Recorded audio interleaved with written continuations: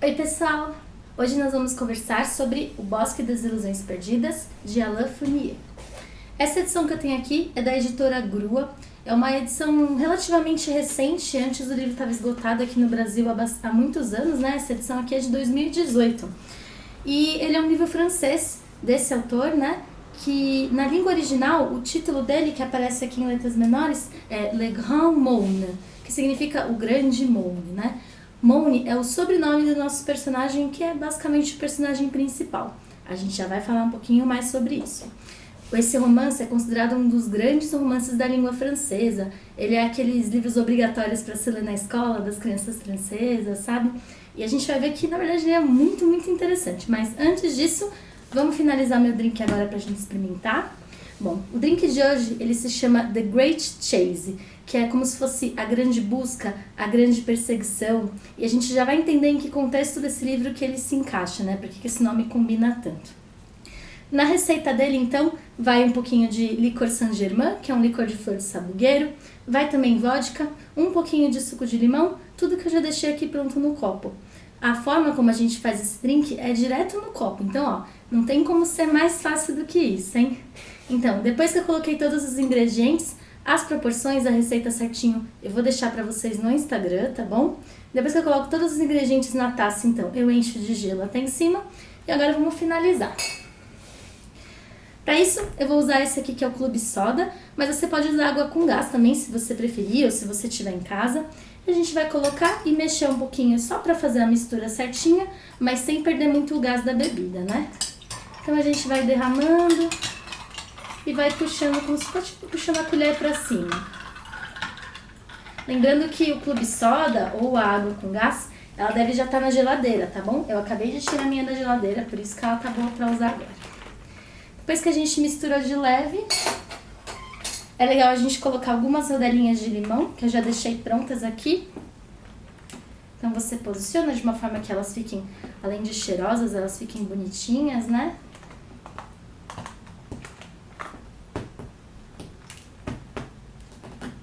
E pronto.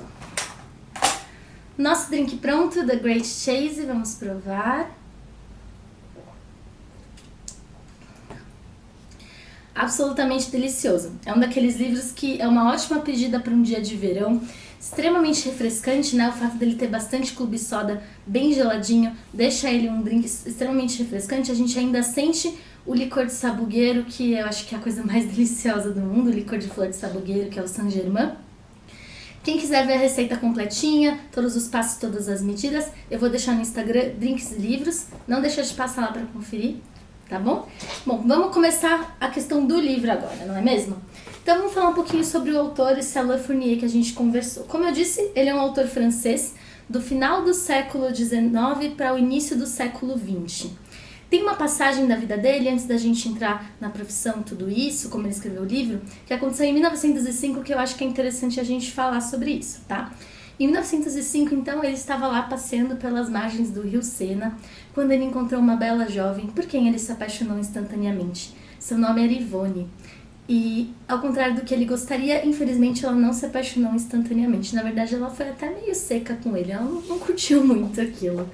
Mas, de qualquer forma, ele, romântico, decidiu marcar um encontro naquele mesmo lugar daqui a exatamente um ano. Bem coisa de livro, né? Bem coisa de filme mesmo. E lá foi ele, depois de um ano, encontrar a Yvonne às margens do Sena. O problema é que ela não quis ir. Ela simplesmente não apareceu, ele levou um bolo mesmo da Yvonne. E nessa ocasião ele escreveu uma carta para um amigo dele, e na carta ele disse, ela não veio, e mesmo se tivesse vindo, não seria mais a mesma. Vamos guardar um pouquinho essa informação, continuar falando um pouquinho da vida dele, e a gente já vai chegar onde isso é pertinente. Bom, o Alain Fournier, então, ele era um escritor, ele escrevia bastante poemas, ensaios, e ele trabalhava também como crítico literário. Ele também era soldado por profissão, né? Antigamente ele já tinha atuado como soldado. E ele escreveu esse livro, O Bosque das Ilusões Perdidas, ou Le Grand Monde. Ele escreveu esse livro em 1913, foi quando ele finalizou e publicou o seu livro. E foi um livro, assim, bem aceito na sociedade francesa, foi muito bom. E logo ele começou a escrever o seu próximo livro. Porém, nesse meio tempo, em 1914, começou a Primeira Guerra Mundial e ele foi para a guerra. Ele morreu muito cedo na guerra. Um mês de conflitos, ele levou um tiro na cabeça e acabou falecendo, nos deixando com um único romance pronto e um romance inacabado que ele estava escrevendo naquela ocasião. O engraçado, é uma história engraçada não, é meio tenebrosa, mas o corpo dele demorou décadas para ser identificado. Então ele simplesmente sumiu, ninguém sabia o que tinha acontecido com ele. E foi na década de 80 ou 90 que o corpo dele foi identificado como sendo do Alain. Então esse tempo todo a gente simplesmente não sabia o que tinha acontecido com ele. Triste, né? Bem triste. Bom, então vamos para a história de fato agora. Essa história, ela se passa no final do século XIX, então 1800 e alguma coisinha, 90 e alguma coisinha. Ele não dá uma data certa pra gente. E ele se passa, a maior parte da história se passa num internato no interior da França. O nosso narrador, ele se chama François. Ele, quando começa o enredo, ele é um menino de 15 anos, ele já está contando essa história pra gente já na maturidade. Mas no início da história, ele é um menino de 15 anos que é filho dos professores desse internato. Então, a mãe dele dá aula para as crianças menores e o pai dele dá aula para as crianças maiores, inclusive para ele naquele momento.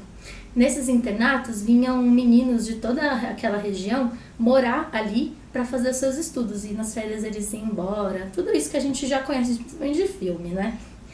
O François, ele é um menino muito tímido, muito prudente. Ele tem um problema no joelho dele que impede que ele corra muito ou ande muitas distâncias, grandes distâncias, porque ele acaba sentindo um pouquinho de dor. E isso até acaba forjando mais a personalidade dele, né? De não ser tão aventureiro, de ser mais quieto, mais na dele, tudo isso. E ele é até um pouquinho subestimado pelos colegas ao redor. Ele tem seus amigos, mas para algumas atividades ele não é chamado exatamente por causa dessa deficiência, entre aspas, que ele tem de não conseguir acompanhar talvez em todas as brincadeiras que exijam mais vigor físico, né? Mas tudo isso muda num dia em que aparece o Moune. Então eu vou ler para vocês um trechinho que ele comenta sobre isso. Mas apareceu alguém que me tirou de todos esses prazeres de menino tranquilo. Alguém soprou a vela que clareava para mim o suave rosto maternal inclinado sobre a refeição da noite. Alguém apagou a lâmpada em torno da qual vivíamos como uma família feliz à noite, depois que meu pai fechava as persianas de madeira das portas de vidro. E esse alguém foi Augustin Moune, que os outros alunos logo passariam a chamar de o Grande Moune. Então, quem é esse Moune? Esse Moune é filho de uma viúva com bastante dinheiro, e ela deixa ele no internato para terminar os seus estudos. Ele já é um menino um pouco mais velho do que o François, ele tem 17 anos, ele é bastante alto, e ele é uma pessoa muito extrovertida, ele faz amizades facilmente, ele é arrojado, e ele é até um pouquinho insubordinado, assim, ele não obedece exatamente todas as coisas, é bastante inteligente para conseguir sair de algumas enrascadas que ele se mete, né? E logo François se torna como se fosse um escudeiro do Moune. Ele vira o melhor amigo, eles dormem no mesmo quarto à noite do internato, eles não se separam mais, desde que eles se conheceram. E o legal é que o narrador não se sentia subestimado pelo Moune. O Moune não queria saber se ele tinha dor no joelho ou não, ele simplesmente falava o que eles iam fazer e eles faziam e levava o François com ele para fazer as coisas, e é isso aí. E para François isso era uma coisa positiva, que ele não tinha uma experiência tão boa com relação a isso com as outras crianças, né? E todos no internato, todos os alunos começaram a chamar o Moune de o Grande Moune, não só pela sua altura, mas também pela admiração que ele despertava nessas outras crianças, né? Nesses outros garotos. Bom, a história começa, mais ou menos depois que o Moune chega, na época do Natal. Todos os anos, perto do Natal, o François pega uma carroça junto com algum coleguinha de sala e eles vão até a estação de trem buscar os avós deles que vêm passar as festas junto com a família. E esse ano, o François estava torcendo para o pai dele, que é o professor, e escolheu o Moune para acompanhar ele nessa viagem, porque é o melhor amigo dele, é com quem ele mais gosta de ficar, né? Mas infelizmente o pai dele escolheu outro coleguinha. Tudo bem, vida que segue, o François não falou nada, aceitou essa determinação e tudo bem. No dia da partida, no dia que eles iam sair para ir para a estação, eles estavam lá, voltaram do almoço para ter as aulas da tarde, porque eles tinham que esperar terminar o dia letivo antes de poder sair para essa viagem, até porque os avós deles só chegariam, se eu não me engano, às 3 da tarde na estação. E o François percebe que o Moune não voltou do almoço, então ele olha na sala e o Moune não está em lugar nenhum ali. Ele fica um pouquinho encucado com isso, e aí ele começa a olhar pela janela, olhar lá fora, e lá no fundo, na paisagem, ele vê o Moune pegando uma carroça e uma égua emprestadas de uma das fazendas vizinhas que tinha na região, e saindo pela estrada, assim. Ele olha assim, fica meio confuso, Quando ele finalmente consegue avisar o professor, que é o pai dele, né, que o menino tinha saído, provavelmente para ir para a estação pegar os avós dele, o professor olha e fala assim, bom, já foi, o que tá feito, mas de qualquer forma você vai lá, porque ele não sabe o caminho, ele pode se perder e dificilmente ele vai chegar na hora, porque ele não sabe qual que é o melhor caminho para fazer até lá, né? Então foi isso que aconteceu. O François terminou as aulas, pegou o amiguinho dele, pegou a carroça dele e foi em direção à estação. Chegou lá na hora, 3 da tarde, os avós estavam lá esperando ele e nem o sinal do Mone. Mas até aí ele podia ter voltado, ele podia ter se perdido um pouquinho, vai demorar um pouco mais. François voltou com os seus avós, chegou em casa também, nem o sinal do Mone até lá. Nisso, começa a escurecer, eles começam a ficar um pouquinho preocupados, mas não tinha muito o que fazer. Eles resolvem esperar que eventualmente o Mone deve aparecer. Depois que eles já tinham terminado o jantar, estava todo mundo se preparando já para se recolher, para dormir, eles ouvem uma batida na porta. E é um senhor que estava andando pela região, pelas estradas, e ele encontrou a carroça com a égua mancando e nenhum sinal do cavaleiro. Ele olhou, tinha um endereço escrito em algum lugar da carroça, que era do vizinho, né, do internato, e ele resolveu levar ali, porque ele não sabia muito bem onde ficavam as coisas, para avisar que ele tinha encontrado a égua e a carroça, né. E aí as pessoas ficam tipo, ixi, aconteceu alguma coisa com o Mone, né, que a carroça tá aqui e o menino não apareceu. Mas não tinha muito o que fazer nessa ocasião, à noite, vai fazer o quê? Vamos esperar até o dia seguinte para ver o que se resolve nisso. No dia seguinte, então, eles preferem, pra não ter que falar, o menino sumiu, causar aquela dispersão toda, aquele pânico no lugar, eles falam que o Mone foi visitar a mãe dele na cidade vizinha que ela morava. E deixam por isso mesmo, dão uma perguntada no local pra ver se alguém achou o menino, ninguém tinha visto ele em lugar nenhum. E nisso o tempo vai passando, eles vão optando por, não, vamos esperar um pouquinho mais antes de avisar a mãe dele, porque uma vez que você vai avisar a mãe dele que ele sumiu, né, ela vai ficar em pânico, então era melhor ter certeza que ele sumiu, ou avisar antes, não sei o que era certo. Mas não avisaram ela. O fato é que 3 dias depois do seu sumiço, o Mone aparece, e ele aparece tão repentinamente quanto ele sumiu. Então um dia eles estão ali assistindo a aula, daqui a pouco o Mone bate assim na janelinha, o François olha assim, nossa, fica meio surpreso, abre a janela, o menino entra, senta pra fazer sua lição como se nada tivesse acontecido. O professor olha aquilo e fala assim, beleza, que bom que ele voltou, um problema menos pra mim, e aceita, todo mundo aceita isso como se não fosse nada. Mas o François sabe que alguma coisa aconteceu, porque o Mone não é mais o mesmo, ele tá mudado de alguma forma. Então ele vai indagar pro colega o que foi que aconteceu, né? Aí nessa parte a gente fica sabendo, essa parte é uma das mais bonitas do livro, eu acho que foi minha parte preferida, assim, essa segunda parte, que vai contar exatamente o que aconteceu com o Mone nesses 3 dias que ele ficou sumido, né? Então ele vai contar pra gente que, de fato, ele pegou emprestada a carruagem e a égua pra ir até a estação buscar os avós do François, porque ele quis, não tem explicação boa pra isso, ele é uma pessoa assim impetuosa, então ele foi fazer isso.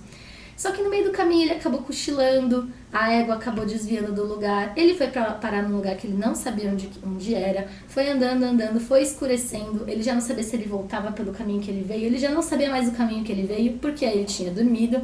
Começou a ficar aquele desespero, sabe, de o que tá acontecendo, tava meio frio, era inverno, né, a gente tá falando de uma época próxima do Natal, já na Europa. Tá ficando frio, ele tá ficando um pouquinho nervoso e nisso ainda por cima a égua fica com uma pedra presa dentro do casco. Então ele tem que parar tudo, tentar tirar a pedra do casco da égua. Nisso a égua luta, não deixa, ele acaba batendo a cabeça, batendo feio assim, tipo, ele fica até meio tonto, batendo a cabeça na roda da carroça. Ele encontra uma casa, vai na casa, todo um rolê que aconteceu aí. No final das contas, ele perdeu a carroça com a égua, eles saíram andando, ele não viu pra onde foi, ele não conseguia mais voltar na casinha que ele tinha encontrado, que ele podia passar a noite, e ele saiu andando perdido no meio da noite já, procurando qualquer lugar pra ser acolhido, porque ele tava morrendo de frio, não tinha nem mais o cobertor que tinha ficado na carroça, né? E nisso, a gente descobre que ele encontrou uma mansão, toda iluminada, toda cheia de música, cheia de pessoas andando de um lado pro outro. Ele entra lá, ele vai se escondendo no começo, ele vai vendo o que está acontecendo, ele encontra umas mudas de roupas, que são roupas mais semelhantes do que as pessoas estão usando naquela ocasião, né, que difere muito da dele, que são roupas muito simples, de algodão, de estudante, e ainda são cheias de lama do caminho inteiro que ele ficou andando. E as pessoas não, as pessoas estão vestidas para festividades, elas estão com roupas extravagantes, chapéus esdrúxulos gigantescos.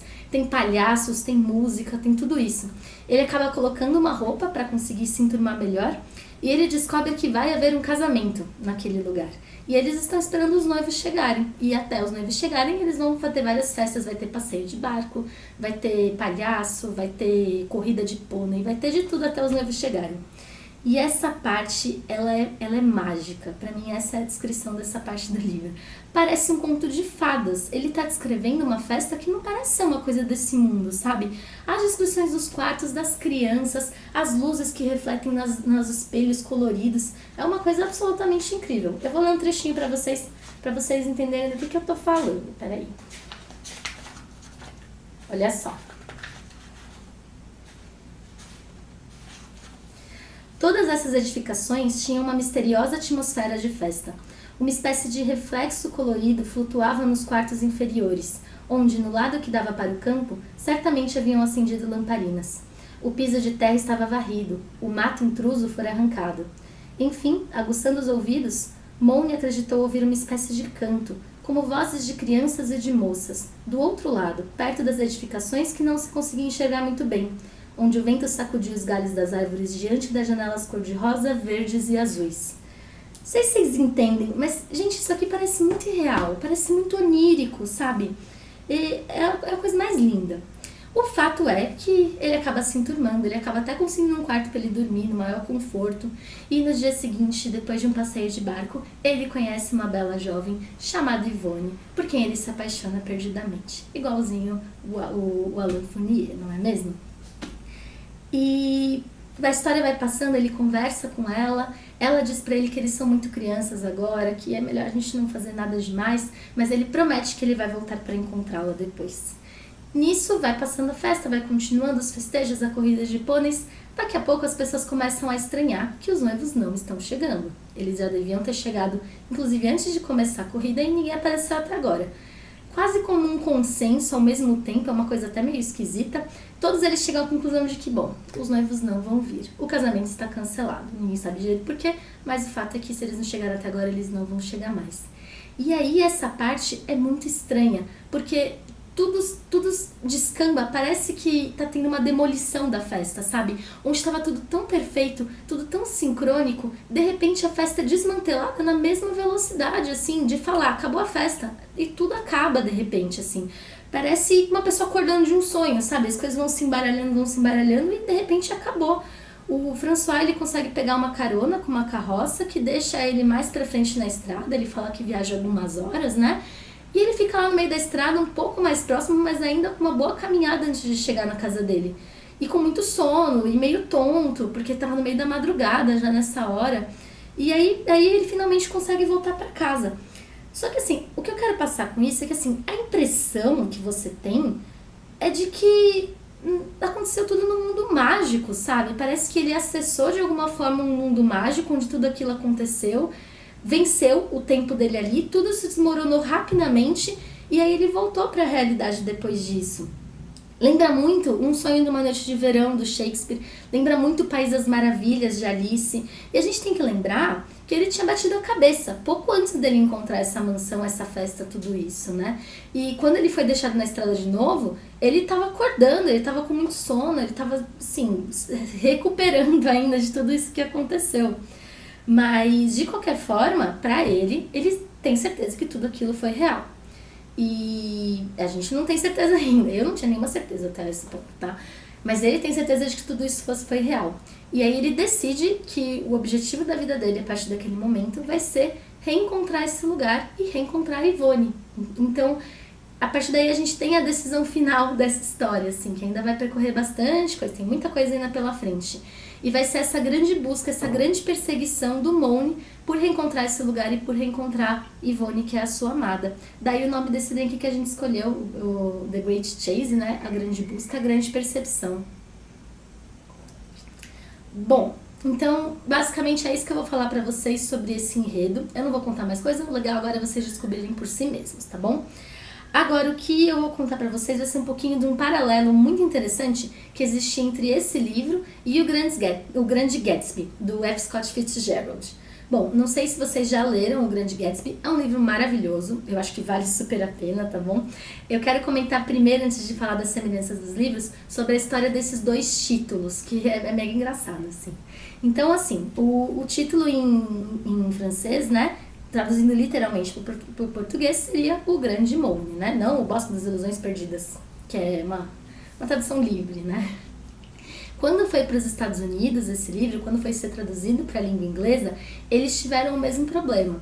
Pelo que eu fui ler nas fontes, eles dizem que eu não queria traduzir como The Great Mourne, né, que seria a tradução para o inglês mais literal, porque mourne lembra muito uma palavra em inglês que significa se lamentar, se queixar. Eles acharam que ia ficar confuso, então eles tomaram uma decisão muito semelhante à decisão da tradução brasileira, que é colocar o aventureiro, a grande busca, o palácio secreto, vários nomes aí, mais esdrúxulos, não uma tradução literal do título, então eles fizeram essa escolha. Mas o F. Scott Fitzgerald, nessa ocasião, ele não estava morando nos Estados Unidos, ele estava morando na França na década de 20, né? Junto com outros grandes autores, é muito famosa a estadia deles na França nessa época. E com certeza ele entrou em contato com esse livro na época. Lembrando que esse livro foi publicado em 1913 e ele tinha uma boa circulação na ocasião por Paris, na França como um todo, né? Então, o próprio Fitzgerald, ele fala que o título original desse livro, Le Grand Mourne, influenciou ele a dar o título para o livro dele de The Great Gatsby, que é o Grande Gatsby. Aí o mais engraçado dessa história é quando o Grande Gatsby vai ser traduzido na língua francesa, quando ele vai chegar na França. E aí, em vez de colocar Le Grand Gatsby, que seria mais semelhante com esse título, eles colocam Gatsby Le Magnifique, então Gatsby o Magnífico. Então assim, parece que eles não querem que a gente saiba que tem uma relação entre esses dois livros, né? Eles ficam mudando, cada vez a regra é diferente. Mas, bom, tirando essa história engraçadinha dos títulos, a gente também tem várias semelhanças entre esse livro aqui e o Grande Gatsby. É claro, primeiro a gente tem que contextualizar que eles são livros que se passam em épocas e em locais completamente diferentes, né? A gente está falando do fim do século XIX, no interior da França, e no Grande Gatsby a gente está falando final da década de 20, pouco antes da Grande Depressão, nos Estados Unidos, né? Numa metrópole dos Estados Unidos na época. Mas mesmo assim, eles têm muitas semelhanças interessantes, a começar pelo narrador. Então, o narrador dos dois livros são jovens que são um pouco mais tímidos, um pouco mais recatados, não são tão aventureiros e que eles se unem a um amigo feito de uma forma um pouco inesperada, que é muito mais expansivo, que é muito mais aventureiro, que é muito mais arrojado do que eles, e por quem eles têm uma admiração muito grande. Tanto que ambos os personagens chamam eles, né, de o Grande Mourne ou o Grande Gatsby. Essa parte já é bem legal. Também tem a parte das festas do Grande Gatsby, elas terem um caráter também bastante onírico, assim como eu entendi a festa de casamento aqui no Grande Mourne. Parece que é um pouquinho irreal, guardadas as devidas diferenças, lá tem muito mais bebida envolvida no Grande Gatsby, tudo isso, fogos de artifício, não tem isso no Grande Mourne. Mas a ideia de que as pessoas não parecem estar vivendo a sua realidade habitual é muito forte nos dois livros. Também tem a questão do amor perdido, um amor a ser resgatado, né? Que também aparece nesses dois livros. A cor verde, para quem leu o Grande Gatsby, sabe que ela é muito simbólica desse livro. Ela aparece aqui também como alguma simbologia importante. E nos dois eu vejo também uma ode à juventude. Ainda que seja uma juventude que vai chegar ao fim, uma juventude um pouco decadente. Seja aqui pelos motivos que vocês vão conhecer, e seja no Grande Gatsby exatamente por ser um prenúncio da Grande Depressão que atingiria os Estados Unidos um pouquinho tempo depois, né? Outro tema muito interessante, já agora falando só do Grande Mourne, vamos deixar o Gatsby um pouquinho de lado, é a perda da inocência e o amadurecimento que esses personagens passam, principalmente o narrador e o Grande Mourne, né? Esse aqui é um romance de formação, então é um romance que a gente vai acompanhar a história de vida desses dois personagens num momento chave da vida, um momento de crescimento, que é o final da adolescência até o início da vida adulta. E a gente vê que um pouco desse romantismo da juventude, talvez representado por essa festa que a gente presenciou, ele se perde um pouco com o tempo, mas ele não chega a se perder completamente, tanto que eles mantêm algumas características românticas até o final do livro. Eu vejo muito isso na questão das promessas. Tem em algumas situações, eles veem promessas que foram feitas muito tempo antes, ainda na infância, né? Nessa adolescência, bem mais novinhos, como uma coisa extremamente importante, como uma coisa que você não pode ser quebrada sob nenhuma hipótese. Isso um pensamento bastante romântico e muito pouco prático, né? Então tá muito ligado a essa questão de você manter essa inocência, apesar de você amadurecer em outros aspectos, né? Mas assim, esse final do livro especificamente, ele conversa muito com a história da Ivone, da vida real do protagonista, do autor do livro, né? Quando ele fala que ela não veio, e mesmo se estivesse vindo, não seria mais a mesma. Os personagens não são mais os mesmos que eles eram no início do livro e no final do livro. A gente não pode pensar que eles vão manter os mesmos desejos, as mesmas atitudes até o fim da vida. Eles têm esse amadurecimento, eles mantêm um pouquinho da ingenuidade e do romantismo, mas existe uma mudança de personalidade inevitável a todos nós, não é mesmo? E isso, nossa, esse livro, ele é extremamente melancólico. É um final muito bonito, mas muito melancólico. Eu chorei horrores, assim. Depois eu fiquei pensando no livro e chorando. Eu fui fazer o roteiro e chorava. É bem triste mesmo, mas ele é muito bonito. E no livro, depois da parte da festa, até chegar nesse final que a gente tá conversando, ele tem um pedacinho um pouquinho lento. Acontecem umas coisas que você não sabe muito bem para que serve, onde se encaixa no livro, mas isso não tira de jeito nenhum o mérito da experiência dessa leitura. Porque, como eu disse, o final é assim, é maravilhoso, é hiperbólico, é muito, muito, muito bem escrito. E a gente também tem que lembrar que esse aqui é o primeiro e último, né, romance desse autor. Então o fato de ter essa barriguinha aí no meio é completamente perdoável, a gente até finge que não aconteceu. Mas, então, assim, resumindo, esse aqui é um livro belíssimo. Esse é um livro que fala sobre essa questão do amadurecimento, ele fala sobre essa questão da decadência também, e ele combina muito com a época em que ele foi escrito, né? A gente tá falando num período imediatamente pré-guerra, uma guerra que vai trazer todas essas tristezas, vai trazer toda essa melancolia, mas o final do livro, ele tem esperança. E essa esperança que depois fez com que a Europa melhorasse, ressurgisse. Depois teve a Segunda Guerra, né? Mas vamos pensar pelo menos que a Primeira Guerra acabou antes de ficar vendo mais pra frente que não deu tudo certo, né? Início de um sonho, deu tudo errado.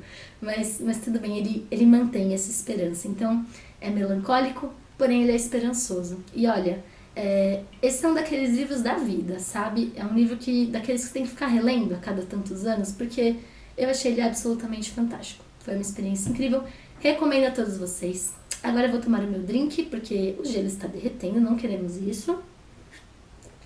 Lembrando que a receita vai estar no Instagram, Drinks e Livros. Dá uma passadinha lá para vocês conhecerem, ver se vocês gostam. Não esqueçam de garantir esse livro, esse aqui é dos que vale a pena, tá bom?